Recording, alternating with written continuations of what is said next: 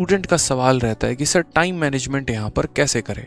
और time management यहाँ पर जो है ना, मैनेजमेंट ये हमारा सिर्फ एक पर्टिकुलरली एसएससी की प्रिपरेशन करने वाले छात्रों की दिक्कत नहीं है।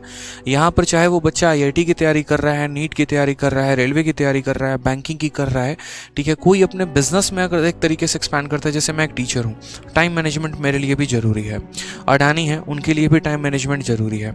आप एक स्टूडेंट हैं, आपके लिए भी टाइम मैनेजमेंट ज़रूरी है। तो टाइम मैनेजमेंट अपने आप में एक बहुत बड़ा विषय है जिसके ऊपर बात किया जा सकता है, और जिसको अगर हम सही तरीके से मैनेज ना करें तो शायद जो हमारी ग्रोथ है, हम उस तरीके से कभी ग्रो नहीं कर पाएंगे।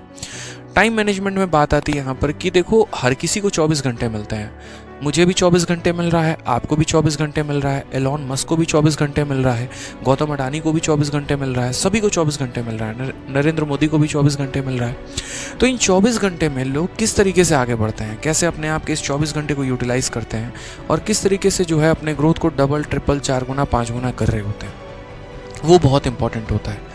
टाइम मैनेजमेंट में सबसे पहली बात करें ना, तो टाइम मैनेजमेंट में सबसे पहला जो पॉइंट होता है वो होता है मेरे भाई प्रायोरिटी। कि आपका प्रायोरिटी है क्या, मतलब प्राथमिकता क्या है, कि आप इन किन चीज़ों को अपने जीवन में सबसे पहली प्राथमिकता दे रहे हो। उदाहरण के तौर पे, जैसे अगर मैं आपको अपने गूगल नोट्स दिखाऊं जो मेरे मोबाइल में है, जिनमें मैं पूरे दिन का शेड्यूल लिखता हूं कि मुझे क्या क्या करना है, तो उनमें यहाँ पर 50 चीज़ें लिखी होती हैं। जैसे मानो कि पब्लिशर के साथ मीटिंग करनी है, ठीक है। दूसरा मेरा लिखा होता है कि ऑफलाइन क्लासेस की पीपीटी बनानी है, होता है कि मेंस क्लासेस के और बेहतर क्वेश्चंस ढूंढने हैं, ठीक है। किताब के अंदर और जो मेरी आ रही है किताब जिसके ऊपर मैं काम कर रहा हूँ, उनमें और क्या क्या होना चाहिए, ठीक है। कई सारी चीज़ें इसके अंदर होते हैं कि हाँ, इस बच्चे के साथ सैटरडे को मीटिंग है, उस बच्चे का इंटरव्यू संडे को लेना है। 50 चीज़ें हैं मेरे पास। अब मैं एक दिन में 50 काम तो नहीं कर सकता, ठीक है। फैमिली तो बहुत दूर की बात होती है, इस कॉलम में सबसे लास्ट पर आ जाता है, ऐसा सिचुएशन अभी हो जाता है। आप सोचिए, अगर मेरे जैसे एक छोटे से व्यक्ति के लिए अगर इतना बड़ा मेरा काम हो जाता है, तो अगर आप गौतम अडानी की बात करेंगे, या मान लीजिए अडानी हो गए, या फिर अगर आप पीएम मोदी की बात करेंगे, तो उनके जीवन में तो कई सारे काम आ रहे होंगे। अगर हम मोदी जी की ही बात कर ले, सुबह से लेकर शाम तक उनके 50 काम होंगे, तो वो अपने 24 घंटे को किस तरीके से यूटिलाइज करते होंगे। एलॉन मस्क जो कि दुनिया के सबसे रिचेस्ट व्यक्ति हैं, उनके भी तो 50 काम होंगे यार। ऑल ओवर इंडिया में, ऑल ओवर वर्ल्ड में उनकी इतनी सारी कंपनी फैली हुई है, तो अगर वो रोज भी एक एक कंपनी में मीटिंग करना चाहें तो शायद पूरा साल लग जाएगा। हर कंपनी में एक एक दिन की मीटिंग नहीं कर पाएंगे, लेकिन फिर भी वो दुनिया के रिचेस्ट पर्सन कैसे बने हुए हैं। तो यहाँ पर आता है मेरे भाई सबसे पहले कि प्रायोरिटी, की हम चीज़ों को प्रायोरिटी किसको देते हैं। यूँ समझ लीजिए, मान लीजिए कि आपके 2 काम हैं। पहला काम यहाँ पर ये है, ठीक है, कि आपको खाना बनाना है, और दूसरा काम आपके पास यहाँ पर यह है कि आपको मॉक टेस्ट भी देना है, ठीक है। चलिए मान लीजिए, अब आपको पता है कि आपके पास मात्र 4 घंटे हैं, और खाना बनाने में आपको यहाँ पर लगने वाले हैं कम से कम 2 घंटे, और मॉक टेस्ट जो है उसमें मांगता है कम से कम यहाँ पर 3 घंटे, कि यहाँ पर ये जो 3 घंटे हैं ये मुझे किसी भी सिचुएशन में, किसी भी हाल में चाहिए ही चाहिए। 2 घंटे का मॉक टेस्ट और 1 घंटे का यहाँ पर एनालिसिस, ठीक है। तो आप यहाँ खाना बनाने के लिए टाइम देंगे, आप यहाँ पर एक तरीके से मॉक टेस्ट के लिए टाइम देंगे।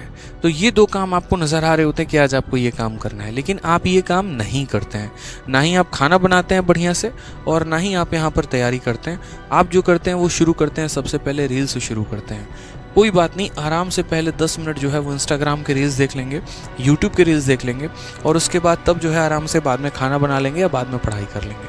अब ये रील्स देखते देखते देखते देखते क्या हो जाता है कि 1 देखा, 2 देखा, 3 देखा, और देखते देखते उसके बाद वो 1 घंटा आपका समय बड़े आराम से निकल जाता है रील्स देखने में।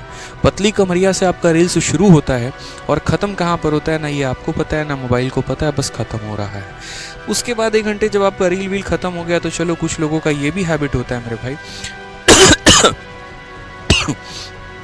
कि अभी जो अपने प्रियजन हैं, जो हमारी महिला मित्र हैं, या जो हमारे मित्र हैं, अभी तो उनसे बात ही नहीं हुई है, तो आराम से ईयरफोन लगा के 1 घंटे इधर भी चैट वैट चल रहा होता है।